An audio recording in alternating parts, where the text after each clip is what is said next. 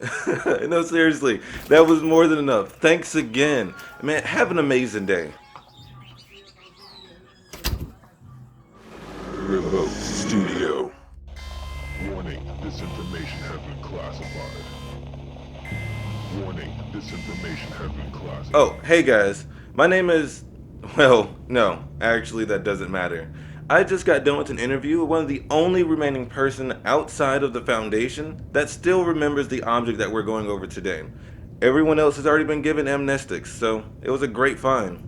So whenever you think of an SCP object, you typically think of some otherworldly abomination hell-bent on twisting your mind's body or even reality to whatever whim they have that day. But on the rare occasion, there are genuinely some harmless, even fun SCPs out there. I'm sure anyone in the Foundation would love to be reassigned to SCPs like 999, the Tickle Monster, and I would even like to meet the little guy one day after reading, his file and finding out more about how he likes candy. But I would say that the SCP that I would genuinely enjoy far more is the one we're going to be talking about today. In our world, there's no shortage of anomalous organizations that worship, contain, eliminate, or even create SCPs. Most of them have destructive interests in mind, but occasionally there is the rare gem that just wants to make the world more fun. Before I get started with the SCP, I need to tell you a little bit more about Innocuous Interactive.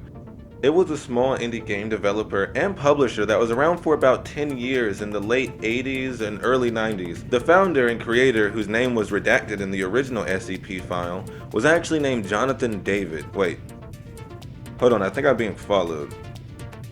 Yep, okay, give me 1 second, I gotta get a little creative here. Okay guys, I'm back. Wasn't followed, but that was a close one. Okay, focusing.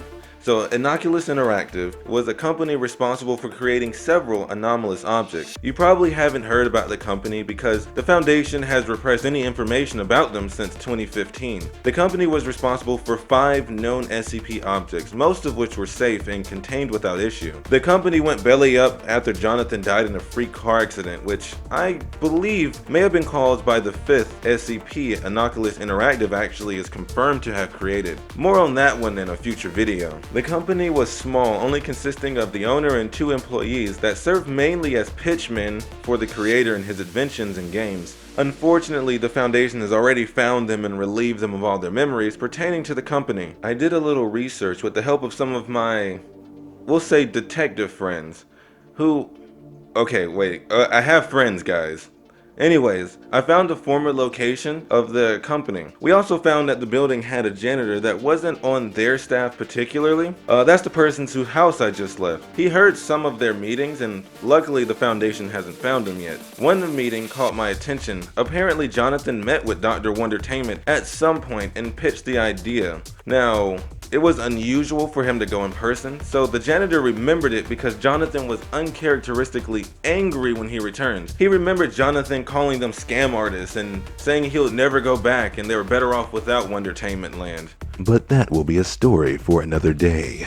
Well, now that you know a little bit more about the company, let's talk about SCP-Not Gamma-3, the Retro Blaster, an object the Foundation has classified as safe. Now if you've ever played the game Duck Hunt on the NES, then you can visualize what this object looks like. The object was designed to look like a gun used to play that game. Unlike the NES version of this gun, there's no cord. The device connects wirelessly to any electronic game console, regardless of the console's ability to actually pick up wireless signals. This is not the primary effect. Once the device is on and connected through whatever anomalous means it's using, you're prompted to play the game Galactic Siege. This is where things get interesting. According to all accounts, when the play button is pressed, all the lights in the room turn off briefly. You can hear some scuffling like people are lifting and moving things, and this only lasts about a couple of seconds. When the lights return, the size of the room the player's in has supposedly increased in size. The room that they're in will look more like the cheesy set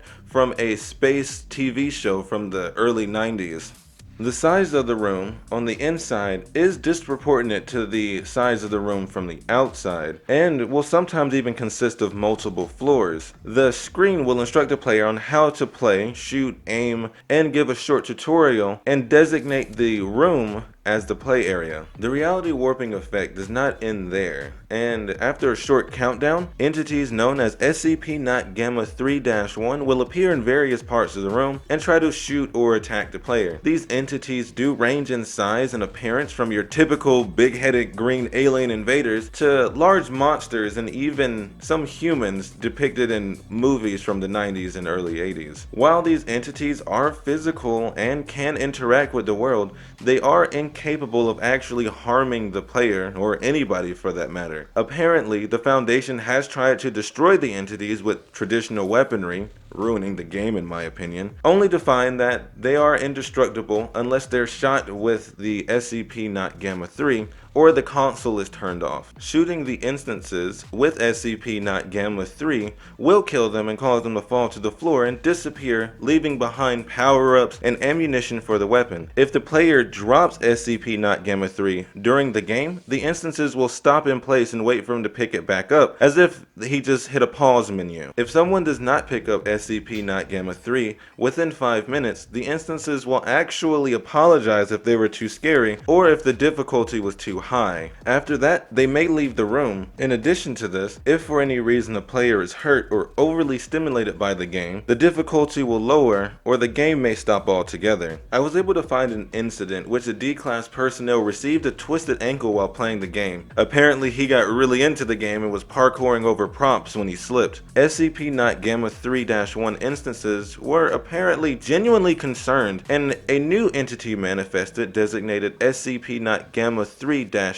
which was a woman in a skimpy nurse outfit who treated the injury and recommended no games for a while. After this incident, it was noted that the game would not manifest any entities for 3 days. Because of the harmless nature of SCP-Gamma-3, it is kept in a secure storage locker. Minimum security clearance level 2 is required with the approval from a level 3 personnel or higher. SCP-Gamma-3 can be interacted with in supplemental break room 12 after 1900 hours, for no longer than 1 hour a day with an armed guard present. After this time has passed, anyone who's actually interacted with SCP-Gamma-3 must submit a written account of all interactions and manifestations of the device. It's cool to see that not all SCPs are trying to rend your mortal soul from your body. I personally would love to play SCP-Gamma-1.